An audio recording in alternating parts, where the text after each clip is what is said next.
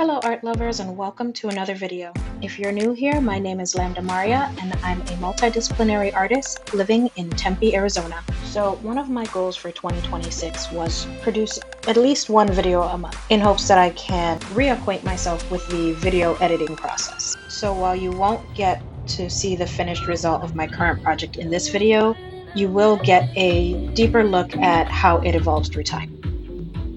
The idea here is also that you'll be able to get a look at the things that are happening to me outside the office. In this instance, towards the end of January, I was able to put Poppy, Midnight Poppy, on display in a local Black-owned bookstore called Grassrootz Bookstore. It's this awesome place where they do social events and book readings. I did my first ever book club here.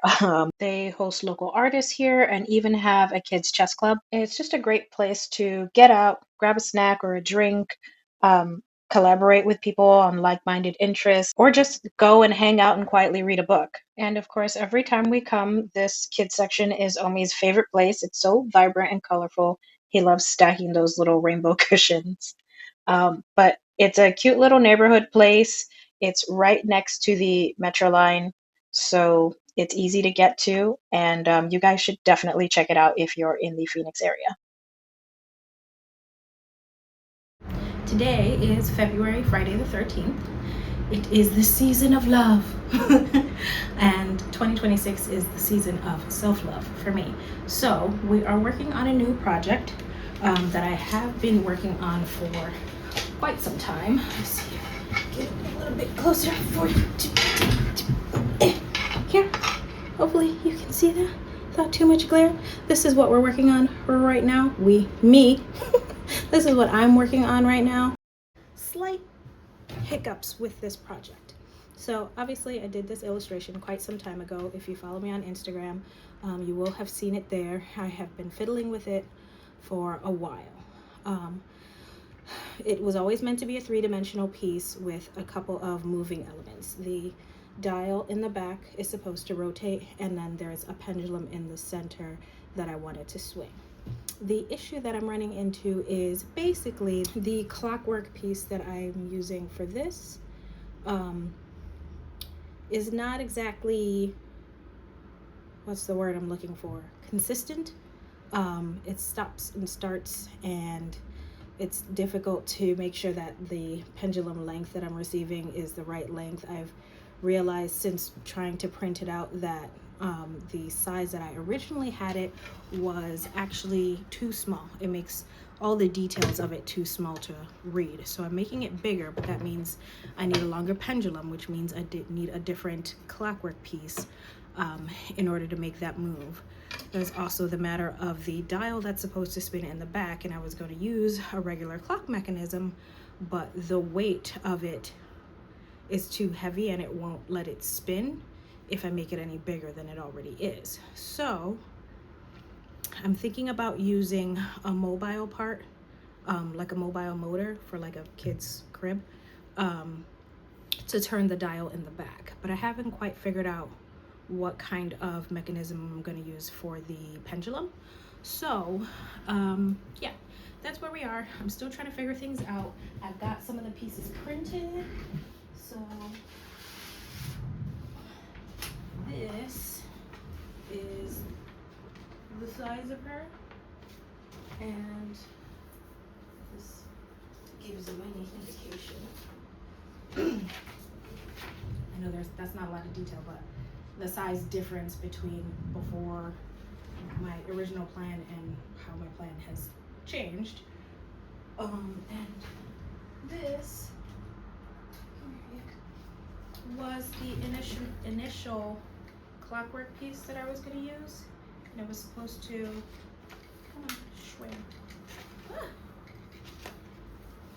swing like that in her chest, kind of like this, which, I mean, that might still work if I just lower the positioning of it, but like I said, this stops and doesn't always work the way it's supposed to. I think because the weight that I put on this center beam for the dial was just too much weight, and now it's kind of jittery. It doesn't really want to function the way it's supposed to.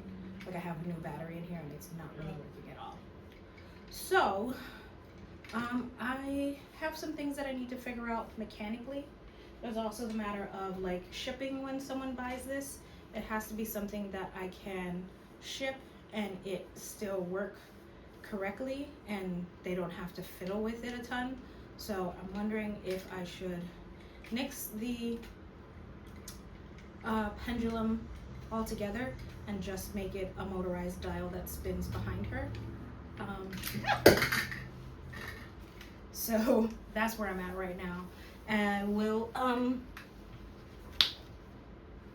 cut it here, and yeah, I'll pick up somewhere else. I think I'm going to start laying this down onto wood and taping it down, and that way I can start prepping to cut the wood out for these pieces, and we'll just see how it develops as we go.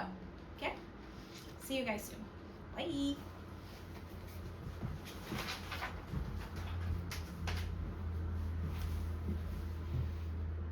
So it's kind of funny because I feel like February ended up being a super busy month, but I didn't get a lot of work done.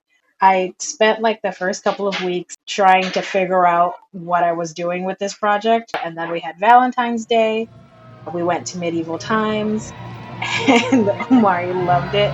We got to see jousting and a sword fight, several sword fights. We were actually seated in the blue section, so we were rooting for the Blue Knight. And if you've never been to medieval times, it's kind of similar to like going to a baseball game. The crowd pumps each other up. We pump up our contenders. It was really so much fun. So obviously, all of this is like play acting. No one's actually getting hurt. They're having a duel, but no one's, for real getting injured. But it was just funny to me how the queen was just kind of bloodthirsty. She kept like complaining that not enough contestants were dying. Because people would like yield when they were getting close to the end, and then the knights would back off. She's like, "How come no one's just killing them?" The king kept mentioning that honorable knights don't have to kill, especially if someone yields. And the queen was like, "No, I want to see blood." It was just funny.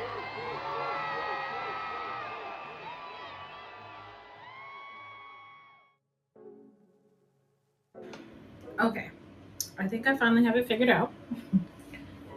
Again, after a lot of back and forth, I decided to not worry about the background piece until all of the forward layers are done. And the background piece is essentially just the rotating piece, which would be this, like, I don't know if I should call it a sundial or what, but this piece needs to be attached to something that will allow it to spin while still allowing the forward pieces of her body to be attached to it. So that's some mechanics that I need to work out at a later date. For now, what I'm going to start doing is attaching all the pieces to their various surfaces. And before I do that, I decided to go and get a thicker piece of wood because the one that I have is this. It was much thinner. This is like 1/8 of an inch, I would guess. My initial wood that I did the last time around was 1/4 inch. Where's that piece? Was 1/4 inch. And if you can see, the last time around that I bought wood, Poppy is made out of 1/4 inch red oak and poplar. This piece, I accidentally bought something too thin. Well, not accidentally. I initially planned on it being smaller, but realized that you couldn't see the details if I made it smaller. So I'm going bigger, but because it's bigger, I notice just holding up the wood, it feels floppy to me. It doesn't feel as solid. So I went out and got something thicker, but Woodworker Source, in order for me to find a piece wide enough that was like bigger than 7 inches, they only had 3/4 inch wood. So the plans for this piece just keep changing and changing. So what I've decided to do is just go ahead with this 3/4 inch wood. I'm hoping that my saw doesn't get too bound up cutting through this. But instead of cutting this and this on 2 separate pieces, I'm going to tape this together, make it one piece, and then I'm going to essentially just shave down. I'm going to do a little bit more sculpting this time around than was my initial intention, but I had planned on doing a little bit more wood sculpting eventually. So I guess this is when it's going to happen. The project has decided for me. So I'm going to get this taped together and then tape it down to the wood. As you can see, her shoulders still poke out, so I'm actually going to cut her shoulders about here, and then reposition these pieces on a different spot on the wood, so that way it's the same thickness and out of the same wood. So that's what we're working on. We're gonna see how this goes. Hopefully I don't mess it up. I am thinking that the jewelry is probably gonna be out of this. This is like backer board for a watercolor pad, and I think that's what I'll be doing these pieces out of, because they shouldn't be too difficult to cut. This, I'm still not super sure what I'm cutting that out of. The hair will most likely be out of MDF, and the back, when I finally get around to the back piece support panel, that will also be out of MDF. The parts that are a little bit up in the air are these for her little capelet and her turban. I don't know if I want to use actual fabric or if I just want to go in with paper for those, but again, that is something that I will cross the bridge when I get to it. And that's how this project is going to go. I'm going to just go with the flow and see what makes sense for each piece.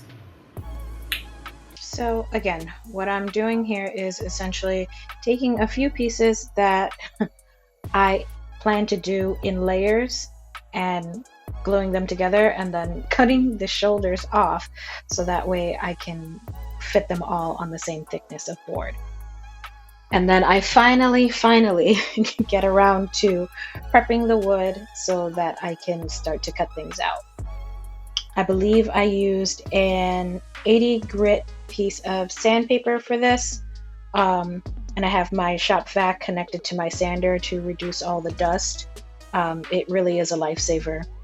But I didn't need this to be super smooth. I just needed it to not cut me while I was working with it. So I just gave it that once over with the sander, and then I added the tape to protect the wood from the adhesive spray. I also taped the back of the board, as you can see, and this really helps to prevent any like blowout or chip out on the backside. The very last step in kind of the prep portion is to cover all of it in clear packing tape. This helps to keep a nice little tidy sandwich. So just in case I don't hit every spot with the spray glue, this keeps everything tight and together, and it keeps the paper from fraying or shifting around at all while I'm using the saw. Then the main tool I'm working with here is the Dremel scroll saw. I believe it's called the Dremel Moto saw. And it really has me wanting to get a bigger scroll saw. I know this is only really like the second project I've used it on, but I think I'm ready for the big girl option. Also wanted to remind you to wear your PPE. So for me, that's a mask, glasses, just in case any chips come out of the saw, my headphones to protect my ears, and a bonnet to keep sawdust off my hair. Okay, so don't forget, wear your PPE. So yeah, I've already had one dust/fume induced asthma attack this year, so I'm uninterested in doing that again. I'm going to make sure that I wear it from now on. Honestly, the problem is that I don't feel it right away, and I don't feel like I need it until it's too late, and then by then I now need to sit down. Okay, so the problem that I've run into is that once I've gone this far, because of the length of this, I went too far to like turn out without hitting the back of the saw. This little elbow piece, so I need to be able to rotate back, and I had cut too far at that point, so I needed to back out, but I couldn't back out because I had too many curves and the blade got stuck. So now I have to pull the blade out, probably with a pair of pliers, and start again. And just remember not to go too deep, because then you get stuck in the little elbow here. And I can also come in this way to just cut this section off and then start again. And then just remember to like scoop it out before I get to a point where I can't make a turn again. The depth of this from where the blade is to the back is about 12 inches. So let me see. The cut that I made was about 10 inches. And then for me to rotate in, I would need a bunch of leeway over here, which I did not have in order to make the turn. So we're just gonna pull this out and start again. And for total transparency, I broke not one, but two blades doing this. I thought that since I did have to yank this blade out with pliers, and it of course snapped while I was trying to pull it out of the wood, that maybe I needed a finer blade to like get through this. Yeah, I was wrong. That was stupid. I assume a finer blade is actually meant for more delicate material and not super thick, coarse material. I don't know. Who knows? Maybe I'm not quite ready for the big girl machine. I'll do some research and get back to you. Okay, so overall, I think that went pretty well. There are some areas that need refining, like the top of her head. I decided, because I'm going to be putting in a lot of this detail with the Dremel, not to get too close to the edge, because I want to like round out the top of her head, and I don't want to lose too much of this. And I got pretty close up on the ears, even though again I'm going to try and round some of this back. I am going to try and do a little bit of detailing in the face where I kind of carved down her nose, so the planes of her cheeks to emphasize her nose. Also the eyeball. I might carve down a little bit this part of her eyebrows, so that way her actual eyebrows stand out a bit. Also her lips. I'm going to have to get in with either the hand sander or the orbital sander and refine this edge. I was having a pretty hard time controlling the saw this time around, obviously because of the thicker wood. And you can see it a little bit here when I tried to get really close up to the line and then make those turns. I was having a hard time. I'm not sure why, because it worked fine for some areas, and then it was really fighting me for some other areas. So I just decided that it doesn't have to be right up on the line, that I can sand that away. Same thing for in here. I'm going to sand this away, and again I'm going to try and curve this in so that the shape of it is rounded over on the edges. I'm not too worried about these being perfect, because I am going to be covering them with there's an area where she's wearing like a little capelet or like a jacket.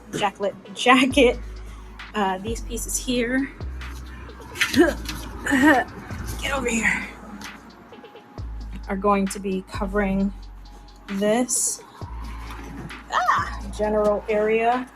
I'm tripping over everything in here right now. So this is going to be on top of this part, so you won't really see too much of this area here where it's like really jagged, which is good to know. Same thing here. So once I refine these edges, you won't really see them anyway, and then I don't have to worry about it looking super janky. The next step is to refine all these edges so that way they're smooth, and then go in with the Dremel. And yeah, that's where we are right now. It's about 2:20, and I'm super hungry, so I'm gonna eat some lunch, and we'll see what happens for the rest of the day. All right, Bye! Okay, friends, so what we're doing now is transferring the branches or vines for the ginkgo leaves onto some MDF letters. I have decided to do MDF for the branches, watercolor paper, which is 140 pound for the ginkgo leaves to give them some weight. I looked it up, and ginkgo leaves are actually pretty thick and like leathery, even though they kind of appear, at least to me, very thin in a lot of photographs, but they're actually pretty thick. So I figured watercolor paper is good for that. It'll still have kind of a leafy feel. I'm hoping that the MDF is strong enough to keep the branches from swaying or bending too much. And then I also have the hair to do the same kind of transfer to. The reason why I didn't spray these down like I did for the face is I know the MDF is really absorbent, and because these are so thin, I don't want to have to sand them down. Like, there's a lot of room to sand down the wood if I need to, which I'm going to regardless, but I don't want to have to sand this down and peel off a bunch of tape off of this thin MDF. So I want to keep it as close to this thickness as possible and round the edges so it looks more branch-like. And yeah, that's what we're doing right now. So I'm just making sure that my placement leaves enough room for both of these, and there's more than enough space so I don't have to hug them in super tight or anything. There's enough space in here. And I can do this. And yeah, then I can cut this piece. Well, I don't want to cut it in half that way because I want to preserve the middle, but that should work. So regardless, you can't see what I'm doing. Let's see if I can do it from this angle. I can see, you can't see much of the lines, but there's lines from the reverse side. And I'm just kind of outlining the area that I want to shade in with the graphite. And this is going to be just a graphite transfer. I'm going to rub the back side of this with graphite and then trace it onto the board, and then my image will be transferred. And I could use graphite paper for this, I guess, if I had some, but I don't know.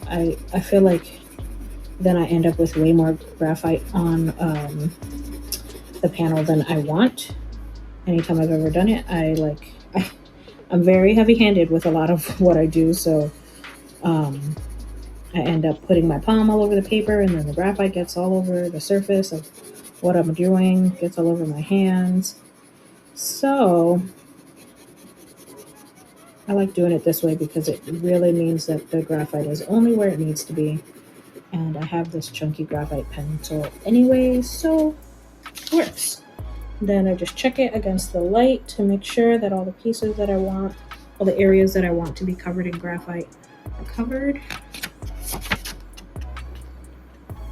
you can see from the reverse side how much of that is covered. But yeah, so not doing the leaves, just doing the branches. And yeah.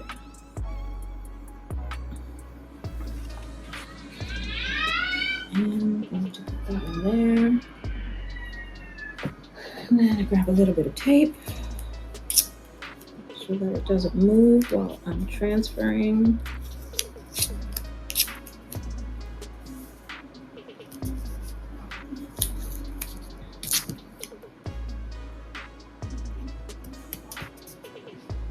That should be enough.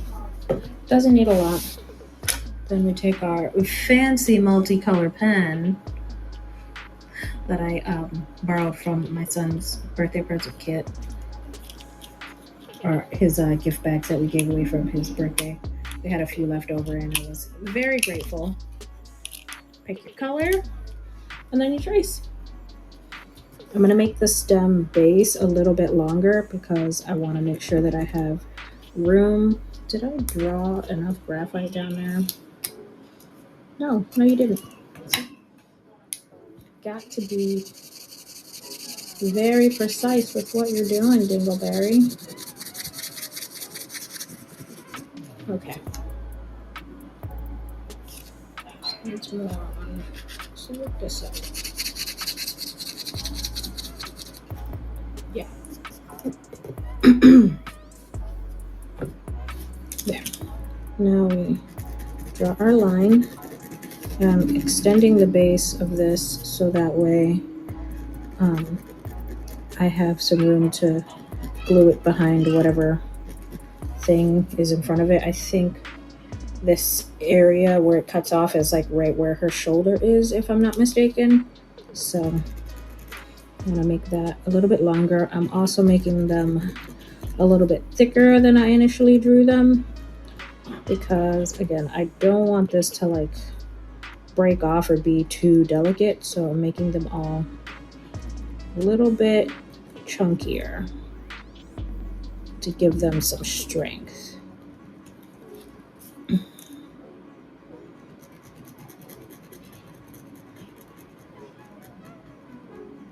And I'm gonna jump into time lapse because I imagine this would get boring for another 7 minutes.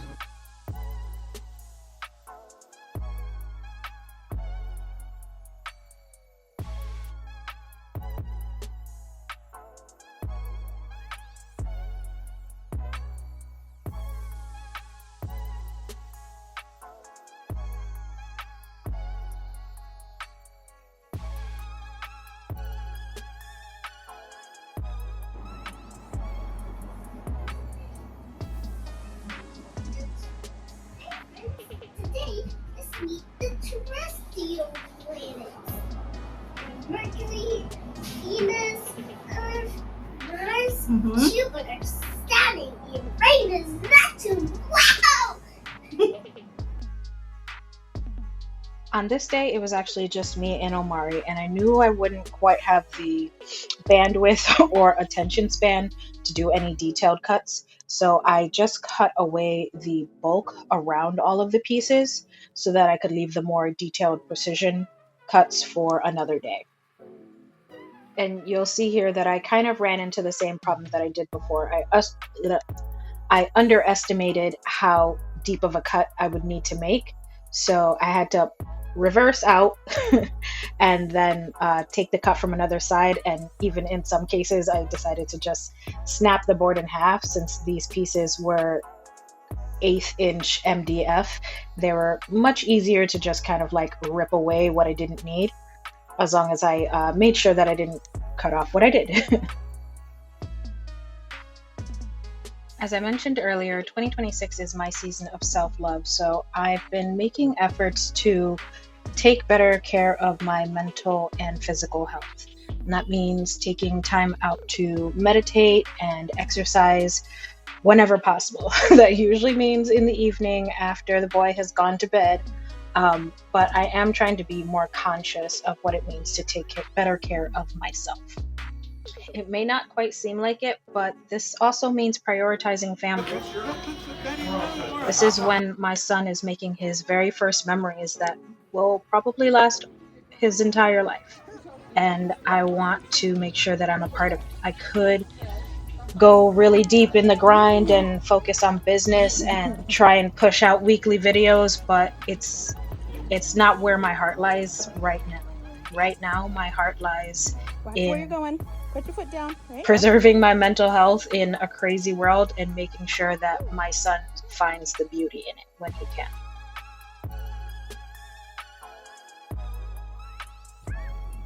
You're not getting into this dirty water, because then you are not getting in my car. Find your way home. But I'm a duck. You're a duck? You're silly like a duck. Yeah. How you doing? Brushing is gonna go super.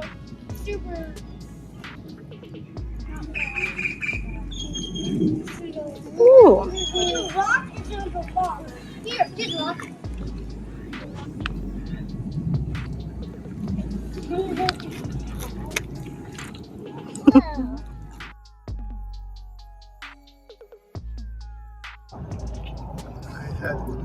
Big ones like the one up there. Mm-hmm. The house. The girls will say. So good. Said he don't want to stay. Well, you know, normally he'll calm down. He goes to calm it down. So, you know, he'll take out. Put him back on the street.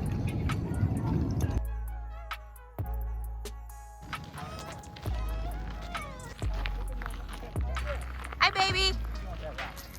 You got the big rock?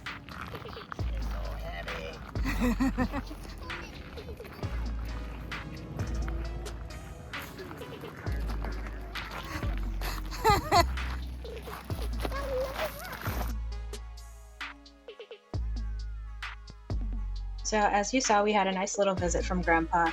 He's not super huge on sightseeing, so we stayed pretty close to home. But on this day, he and Omari just hung out on the couch and watched cartoons all day. So it did give me a chance getting kind of the more refined cuts in. And these bigger pieces gave me a bit of a challenge. I had to like pre-cut horizontally, so that way it gave me a little bit more maneuverability when I was working in the just because that was like the dead center and it didn't have a ton of room to rotate. But I managed to get it done with like a few pieces that needed to be touched up after the fact. But this is pretty much where I left off. I know this video wasn't as meaty as some of my others, but hopefully I made up for it by it not being as long as the last one. As always, I want to thank y'all so much for watching. I just got some Dremel bits in the mail today, so if you come back for part 2, that's where you'll see me finally dig into some carving techniques.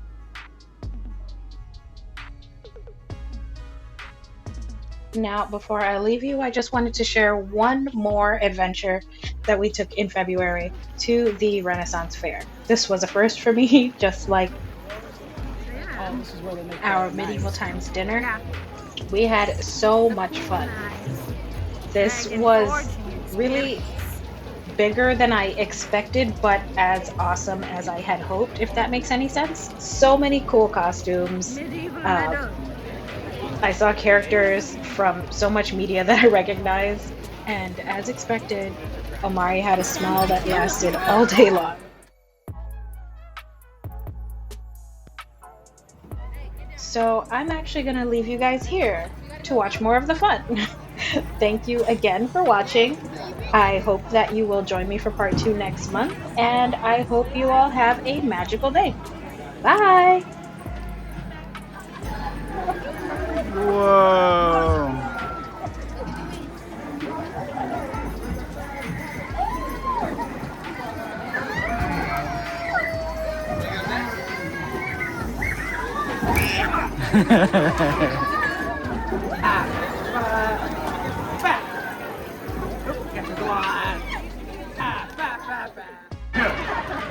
I don't know. I play Dungeons and Dragons. Yeah, if you're wondering, this is what a party of all bards looks like. I'm here for the nap. Our combined wisdom is 5.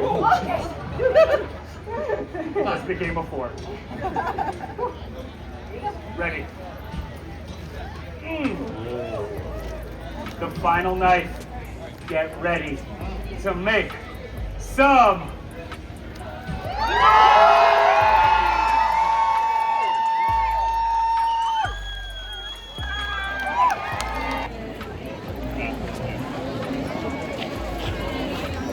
Yes.